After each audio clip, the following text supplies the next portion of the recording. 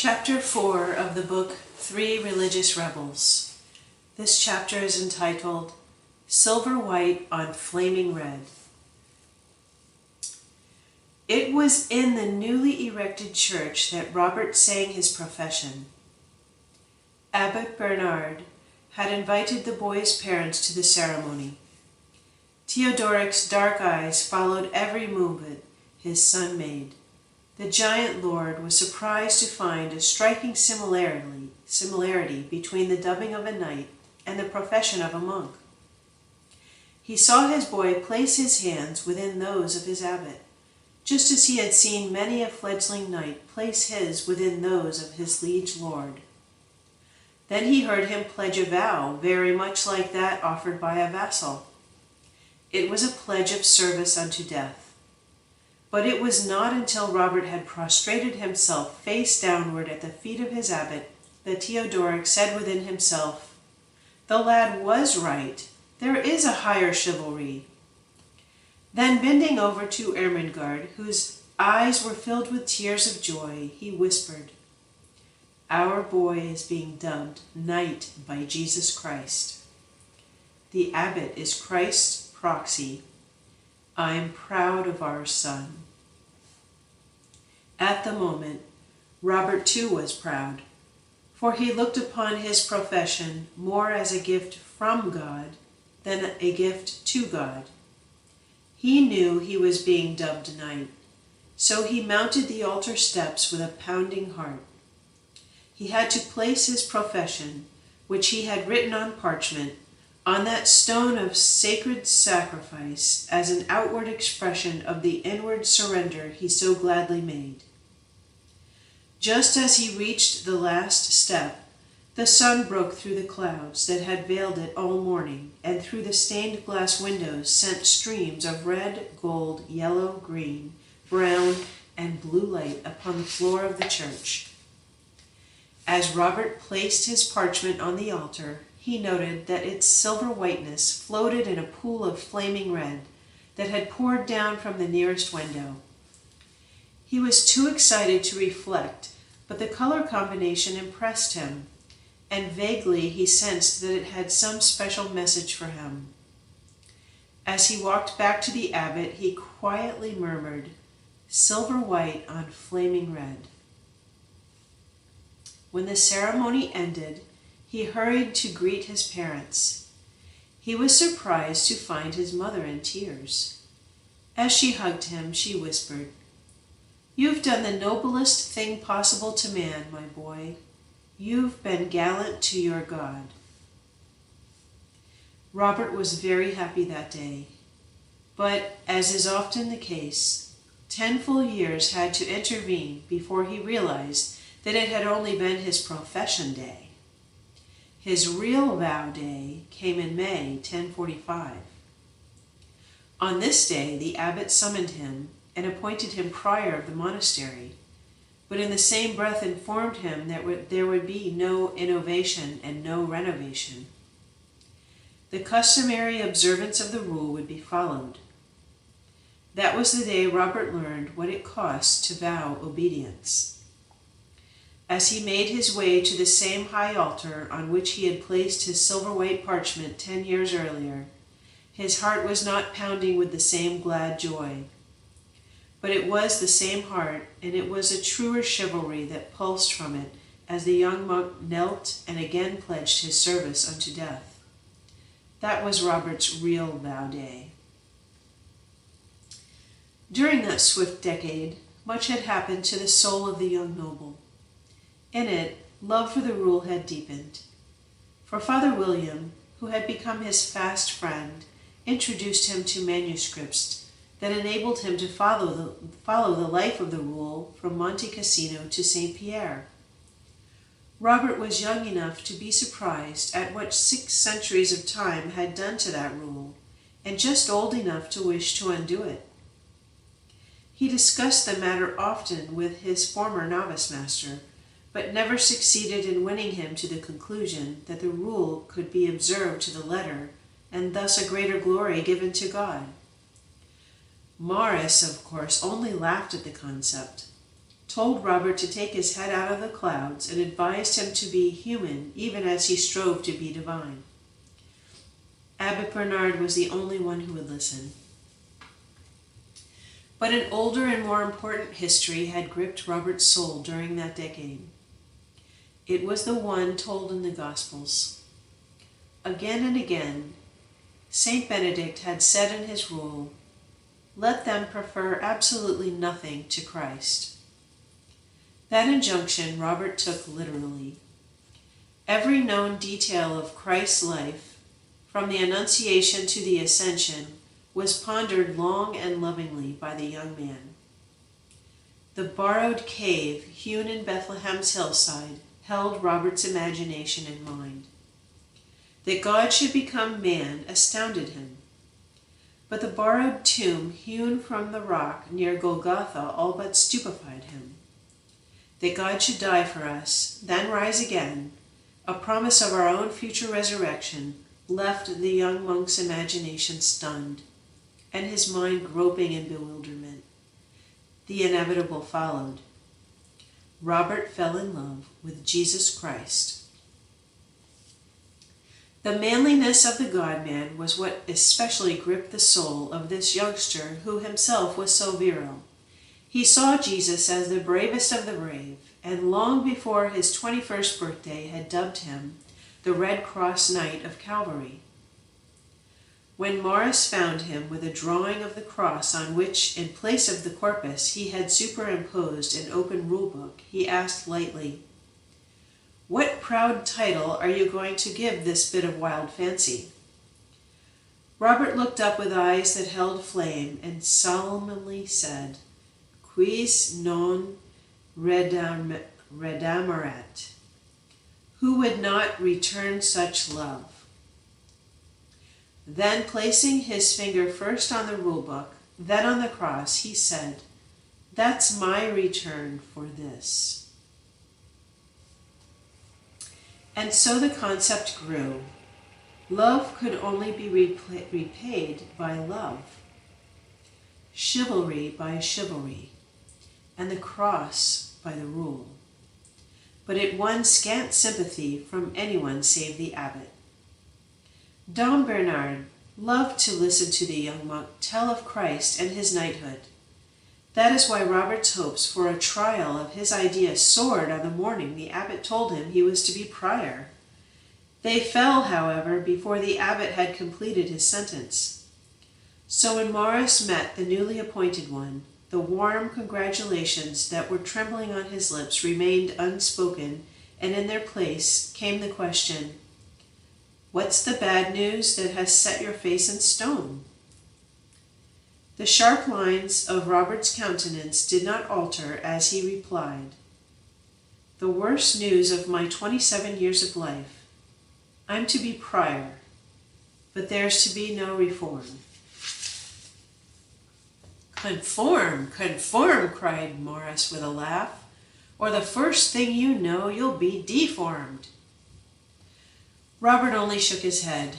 "Morris," he sighed, "let me tell you, it costs to obey.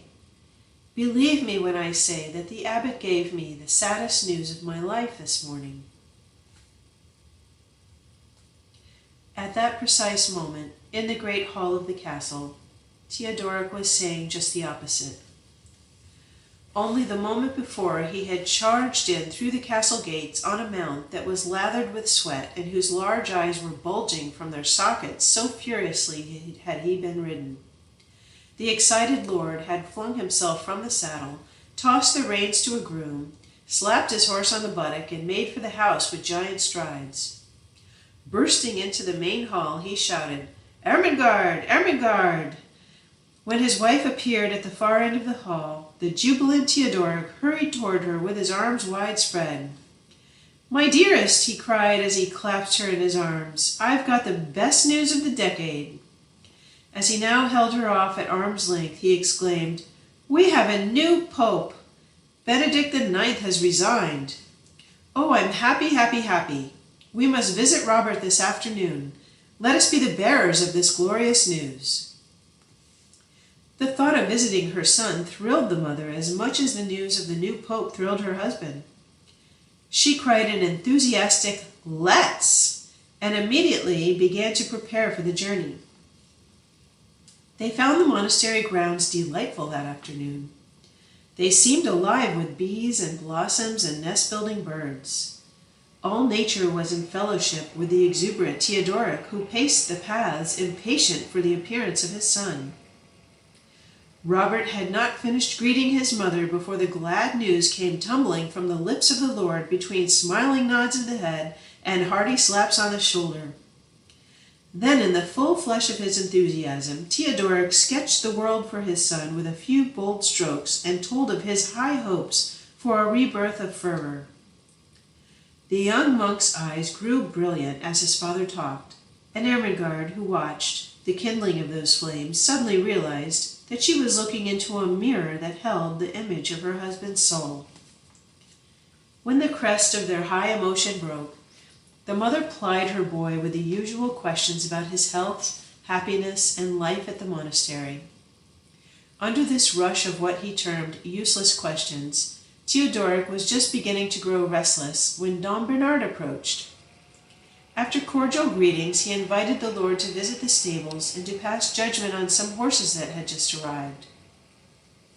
It was a fortunate interruption for everyone. Almost 2 full hours had elapsed before the abbot and Theodoric returned, but neither Robert nor his mother noticed the flight of time. While still 10 paces away, Theodoric called out, "Son, why didn't you tell us you had been made prior?" Robert flashed an accusing glance at his abbot. Then, as his mother breathed a joyous "Oh," he said, "It seems to me that I wasn't given much of a chance to tell you anything." "Then again, Father, there wasn't much to tell, for you see, a prior in a Benedictine monastery is little more than a messenger boy for the abbot. Nothing to boast of in that, is there, Reverend Father?" Dom Bernard chuckled. Before he could reply, however, Robert went on. "St. Benedict says in his rule that the prior is not to consider himself second abbot, and when he appointed me, Reverend Father was good enough to tell me I was only first monk. In fact, he was honest enough to say that he had placed me in the middle.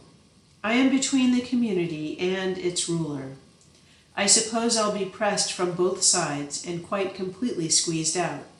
So offer me condolences, not congratulations."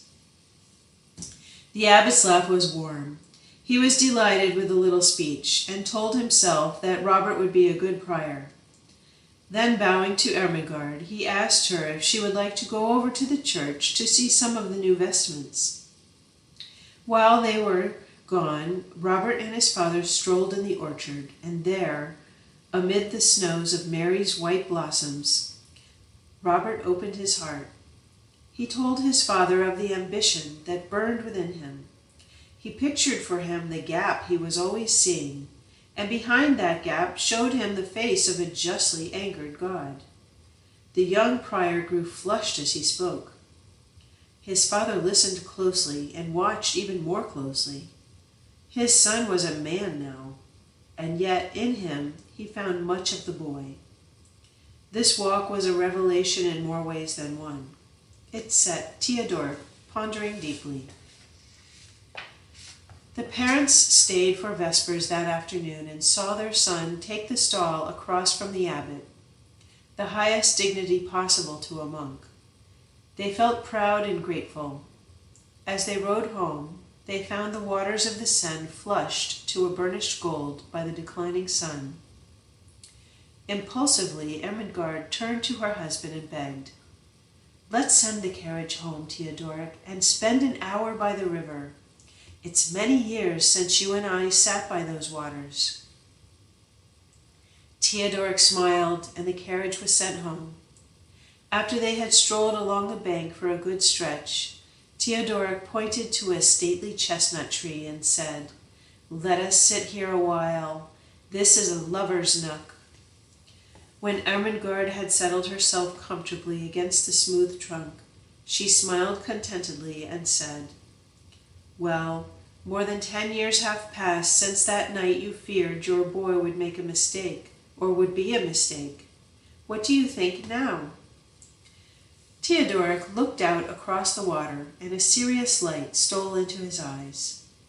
Then, shaking his head slowly, he said, "The boy is no mistake. The boy has made no mistake. But let me tell you, he has all the makings of a rebel.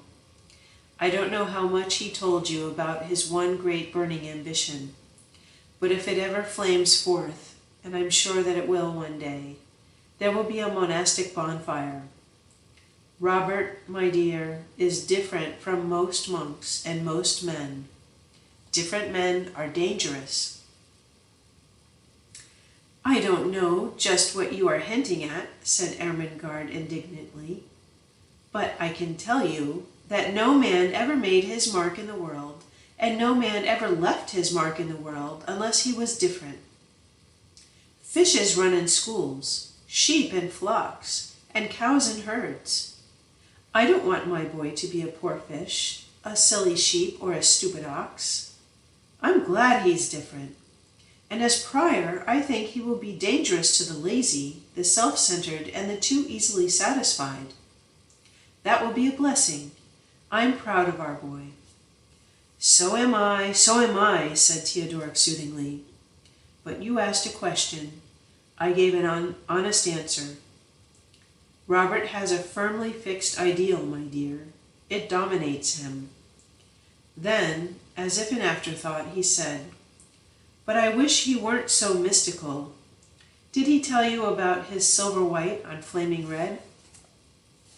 "Indeed he did," came the enthusiastic reply, as Ermengarde sat up away from the tree. "While you were strolling with the abbot, he told me about that ideal of his. He longs for the rule to be kept to the letter. He said this longing is set in his soul as resplendently as the evening star in an empty sky.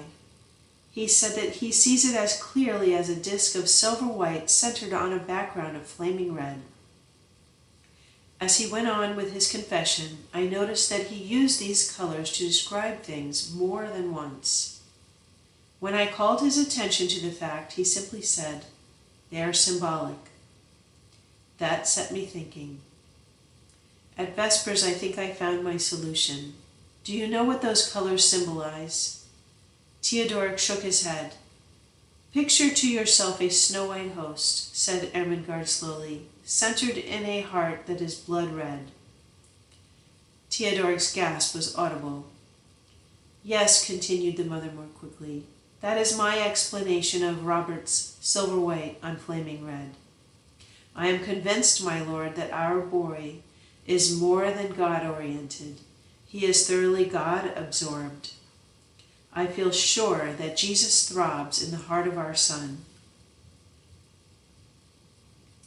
The parents sat in silence. Then, as the shadows crept toward the east and the red gold on the waters slowly turned to purple, silver, and black, when they at last arose and faced homeward, Ermengarde lifted a hand to the sky and softly exclaimed, "Look! It is Robert's symbol, the lone evening star." At that very moment, the sun was pointing to the same sky and the same symbol. At his side was a belligerent Father Morris. They had been discussing the visit. "Yes," Robert was now saying, "I told him about that. I also told him about the agony I know because of the ache in my heart to give God more. I even told him about the anger I sometimes feel because of the mitigations that have crept into the observance of the rule." "And what did he say?" demanded Morris hotly. "Didn't he tell you what I've so often told you? Didn't he tell you that you're dreaming?" Robert, who had started for the window, stopped in his stride, flashed around on his friend and said, "You're forgetting that it was my father who told me to keep my sword unsheathed. No, he didn't tell me that I was dreaming, but he did tell me to remember that parallel lines never meet. He said that I was on one level, the monastic world on another." "Well, that's as good as saying you're dreaming." "Is it? Well then, it is a strange command he gave me immediately after, for he told me never to descend. He told me a day will come when some will climb up to where I stand if I will only burn on. Did your father really say that? His final words were, "Burn on, my boy, burn on until you burn out." And that, said Robert grimly, I am going to do. Morris turned from the prior and walked to the window, with his face lifted to a blue that was gradually showing more and more sparkles of silver. He softly exclaimed, "What a father! What a father!" The sound of the Compline bell precluded further discussion. Morris followed Robert from the room puzzled. He had admired Theodoric from the first day he had seen him. The Lord's size, noble bearing, and direct speech were just what Morris demanded in a real man. During the past 10 years of acquaintanceship, he had found in the giant lord a staunch ally for his battle against what he called Robert's excessive idealism. This latest development disconcerted Morris. He wondered why the prudent, practical, and ever-penetrating Theodoric had told his son to burn on. Compline was not well sung by Morris that night. Memories of Robert and his ideal kept breaking through. He recalled their novitiate days. He had tried to dissuade him then. During the past 10 years he had never ceased from that effort. But instead of fading, that ideal was brightening until it seemed to be a steady glow. Now had come this confirmation from his father. Morris groaned inwardly.